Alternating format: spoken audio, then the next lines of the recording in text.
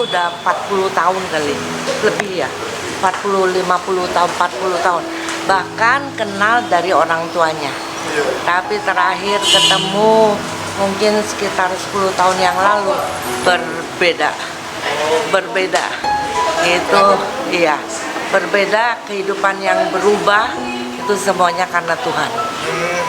Dan setiap kali ketemu dengan Pak Chandra, pasti kita dimotivasi. Ini motivator yang tangguh.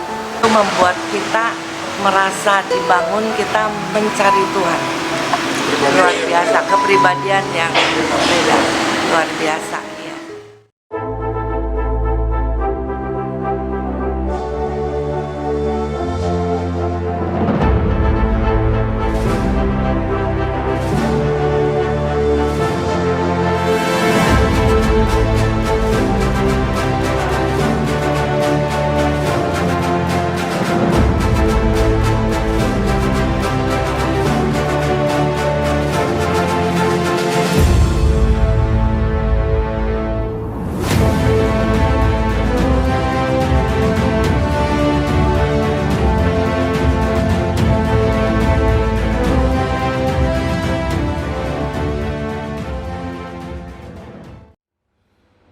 Dan bagi teman-teman jumpa kembali di MPT Journey Inspiration of Life. Pagi ini saya mau coba sharingkan peremajaan kehidupan adalah fondasi yang harus kudus demi kemegahan Tuhan gitu. Jadi fondasinya itu harus benar-benar seperti yang Tuhan kehendaki, sehingga nanti satu saat membesar dan jadi kemegahan untuk Tuhan. Jadi nggak bisa yang namanya peremajaan kehidupan itu hanya ya menyambung dari gaya yang lama menjadi gaya yang baru gitu, seperti yang Tuhan itu tidak match karena dasarnya udah nggak ketemu gitu. Fondasi sesuai yang akan kita bangun seharusnya kokoh gitu, sehingga dapat bertahan untuk bangunan yang agung dan megah yang bagi Tuhan itu. Jadi kalau fondasi ibarat fondasi rumah itu, fondasi ini cerita fondasi kehidupan itu sama gitu. Jadi apabila tidak ada fondasi yang kuat dari dasarnya, waktu kita membangun rumah itu akhirnya tidak bisa besar dan tidak bisa agung, tidak bisa megah gitu. Jadi ya cuma ala kadarnya. Waktu bangunan itu cuma ala kadarnya, menjadi bangunan biasa gitu. Sedangkan Tuhan itu kan maha agung, maha besar. Jadi rasanya kalau kita memang hidup kita akan kita persembahkan untuk Tuhan, rasanya kita mesti siapkan fondasi atau dasar-dasar kehidupan kita yang benar itu, sehingga satu saat jika Tuhan tarik kita ke atas, kita bisa menjadi satu bangunan kehidupan Tuhan gitu. Jadi jadi representasi keberadaan Tuhan di dunia ini secara agung dan megah gitu. Secara rohani, bangunan kita tidak hanya diperhitungkan dari dasar pribadi kita gitu, tapi akan terkait dengan generasi kita sebelumnya, dari ayah dan ibu kita, dari kakek dan nenek kita, dari leluhur zaman kita, zaman kakek nenek sebelumnya gitu. Jadi maksudnya fondasi kita bagi Tuhan dari sudut pandang Tuhan. Manusia itu kan tidak cuma berhenti di pribadi kita gitu. Jadi Tuhan memandang kita itu tidak cuma cukup dari pribadi kita, tapi di belakang kita berarti orang tua dan ibu kita kan, orang tua kita, bapak dan ibu kita, ayah dan ibu kita, dan di belakang kita lagi ada kakek dan nenek kita lagi, di belakang kakek nenek kita itu ada apa istilah buyut atau apa tuh yang berarti kan leluhur kita yang sebelumnya. Nah Tuhan ini melihat rangkaian ini gitu. Begitupun untuk yang kedepannya gitu. Kedepannya juga sama. Tuhan tidak melihat hanya kita, tapi nanti Tuhan akan sambungkan kita dengan anak-anak kita, dengan cucu kita, dengan cicit kita gitu. Jadi ini ada sambungannya semua. Nah kalau Tuhan membangun fondasi kehidupan kita tidak melihat dari generasi kita sebelumnya, dikhawatirkan nanti nggak ada kekuatan gitu. Jadi waktu Tuhan bangun kehidupan kita sebagai representasi Tuhan di dunia ini, akhirnya kita malah ambruk gitu. Jika generasi sebelum kita positif, maka fondasi kehidupan kita akan terdukung untuk langsung berkembang. Jadi Tuhan lihat gitu, apabila memang basically dari orang tua kita, dari ayah ibu kita, dari kakek nenek kita, dari leluhur kita itu positif gitu. Dalam arti kata sesuai dengan apa yang Tuhan firmankan. Ya mungkin kita tinggal drive di sana langsung membesarnya tidak masalah gitu. Tapi apabila basicnya sudah negatif, awalnya bisanya keluarga ayah ibu kita besar itu bukan karena dengan dasar-dasar firman Tuhan, kakek nenek kita juga mungkin masih pegang adat istiadat tanpa kebenaran dari Tuhan, leluhur kita juga enggak tahu bagaimana cerita awalnya gitu. Ini terlalu riskan gitu. Ini tetap kategorinya kan jadi negatif.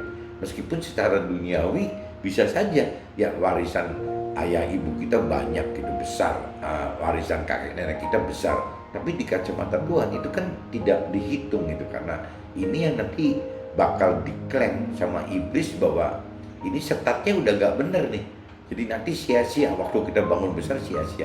Jadi kalau generasi sebelum kita negatif, maka fondasi kehidupan kita harus dibongkar terlebih dahulu sampai habis, dan harus memulai membangun dasar fondasi yang baru, yang kokoh gitu. Jadi Tuhan kehendaki kita seperti itu. Nah ini mungkin teman-teman bisa merenungi sendiri bagaimana sih gitu latar belakang generasi sebelum kita, bagaimana dengan ayah ibu kita. Ya mereka sudah mengenal kebenaran Tuhan di dalam firman Tuhan atau belum. Nah di belakangnya ayah dan ibu kita, kakek nenek kita bagaimana gitu. Kan mungkin silsilahnya kita bisa tahu. Apabila memang terjadi silsilah di belakang kita itu tidak seperti yang firman Tuhan katakan, cara-cara kerjanya, cara hidupnya tidak sesuai firman Tuhan, ya rasanya kita harus legowo gitu, harus bisa menerima apa yang Tuhan inginkan. Ya kita bersedia, bahkan sampai kehilangan segala sesuatunya bersedia gitu. Karena buat Tuhan ini penting sekali, jangan sampai nanti Tuhan pakai kita tapi hasilnya tidak maksimal gitu. Fondasi yang baru dan kokoh tersebut adalah ibarat tunas yang baru. Secara rohani disebut tunas yang kudus. Tunas adalah pertumbuhan kembali dari awal, jadi seperti permajaan kembali. Karena basically kita sudah ada, ayah ibu kita sudah ada, kakek nenek. Jadi kita nggak bisa ngomong seperti nanam biji yang baru tumbuh, nggak bisa gitu. Kita kan penerus dari pohon yang sudah ada. Ini bagi yang meneruskan gitu ya, ceritanya lain kalau bagi yang menanam dari biji dari awal lagi. Kalau kita bicara meneruskan dari keluarga kita, dari ayah ibu kita, dari kakek nenek kita, nah ini ibaratnya Tuhan tidak bisa Tuhan potong misalnya habis ya, atau tanam baru, nggak bisa. Jadi ini akan tetap berkelanjutan. Nah berkelanjutannya ini ya akan menjadi apa, pertumbuhan yang baru gitu, jadi tunas yang baru lagi. Nah mungkin kalau secara rohani Tuhan katakan ini adalah tunas yang kudus gitu. Tunas yang kudus, tunas adalah balik lagi pertumbuhan kembali, bukan dari biji dari pohon yang ada, akarnya tetap cuman batangnya baru semua gitu dari awal lagi. Jadi seperti permajaan kembali gitu. Jadi permajaan dari yang lama menjadi yang remaja kembali, jadi baru kembali. Jika pertumbuhan kembali dipersiapkan dengan dasar-dasar firman Tuhan, maka bidikan pertumbuhan akan memulai dengan hal yang terkait rohani. Jadi kalau kita memang mau kembangkan ulang gitu, permajaan ulang, nanti bidikannya udah beda. Kalau zaman dulu mungkin zaman ayah kita, ibu kita, kakek kita, nenek kita itu startnya itu bagaimana memulai sesuatu dengan kesuksesan dunia. Tapi kali ini Tuhan tidak mau gitu. Tuhan akan bidikan kita, targetkan kita itu pertumbuhan yang sifatnya ke rohani, yang terkait dengan kekekalan hidup di akhirat gitu. Jadi bukan itu. Nah kalau Tuhan sampai involve ya, udah terlibat di dalam kehidupan kita, Tuhan tidak mau cuman kehidupan rohani kita hanya sebatas rohani aja gitu. Karena bagi Tuhan manusia itu kan ada 3 unsur gitu, ada tubuh, jiwa, dan serta roh gitu. Jadi Tuhan pengen 3-tiganya ini harus beres semua, beres sesuai dengan bidikan yang Tuhan mau gitu, baik untuk urusan tubuhnya, baik jiwanya atau rohnya gitu. Dimana dampak dampak pertumbuhan secara yang kita bangun ini gitu. Jadi dampak pertumbuhan kehidupan baru yang berdasarkan firman Tuhan, yang target bidikannya adalah keselamatan yang kekal di alam akhirat yang akan datang di surga gitu. Nah ini otomatis dampak pertumbuhan ini secara otomatis akan terkait juga dengan pertumbuhan duniawi kitanya gitu, baik yang menyangkut harta, tahta, serta keinginan memegahkan Tuhan, bukan keinginan kita memuaskan untuk hidup kita sendiri, tapi kita bagaimana ingin hidup untuk memegahkan Tuhan.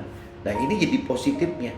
Tuhan ingin bidikan kita pertama lari ke rohani, ke keselamatan kekal di dalam surga gitu. Nah dulu zamannya leluhur kita jangan-jangan belum ke situ. Ya, yang nomor satu malah dibalik gitu, pengennya kesuksesan duniawi dulu gitu, nomor satu, yang bicara urusan harta, tahta, bahkan nafsu-nafsu dunia kan akhirnya.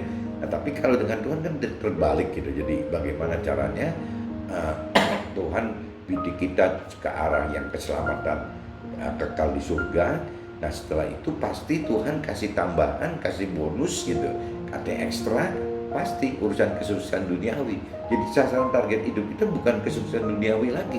Ya target kehidupan Tuhan, bidikan kehidupan baru yang Tuhan inginkan itu adalah bagaimana kita mencapai keselamatan akhirat gitu, bukan kesuksesan duniawi gitu. Nah ini bedanya ya cuman sedikit saja. Ya waktu cerita kita bagaimana mendapatkan harta dan tahta secara benar gitu, secara prinsip-prinsip firman Tuhan, dan ujung-ujungnya itu kita akan memegahkan Tuhan, bukan harta dan tahta itu untuk memegahkan kita sendiri, tapi harta dan tahta itu akan untuk memegahkan Tuhan gitu. Nah ini bedanya gitu teman-teman. Jadi teman-teman gak usah takut bagaimana kalau sampai misalnya Tuhan bongkar semua, potong habis, bahkan kalau perlu ganti baru. Untuk teman-teman gak usah khawatir, karena memang Tuhan pola kerjanya seperti itu. Tuhan tidak bisa gitu istilahnya kerja dengan start yang tidak kudus, tidak dengan yang benar gitu. Tuhan tidak bisa. Kenapa? Karena kemauan Tuhan besar gitu, kemampuan Tuhan besar. Kita kadang-kadang manusia yang kadang-kadang membatasi diri, seperti Tuhan dipaksa seperti manusia gitu. Padahal kan yang terbaik kan kita ikutin Tuhan gitu, karena Tuhan pencipta kita dan Tuhan itu maha. Ya, maha, segala maha itu ada di dalam Tuhan. Jadi tidak ada alasannya Tuhan harus seperti yang kita ingini, seperti yang kita rancangkan dan kehendaki. Tapi kita yang mesti berbalik masuk ke dalam rancangan dan kehendak Tuhan. Oke, mungkin pagi ini saya sharingkan seperti ini, mudah-mudahan ada gunanya, dan apa memang ada guna, tolong sharingkan ke teman-teman lain juga supaya keselamatan lebih banyak terjadi seperti yang Tuhan inginkan. Oke, see you, bye bye.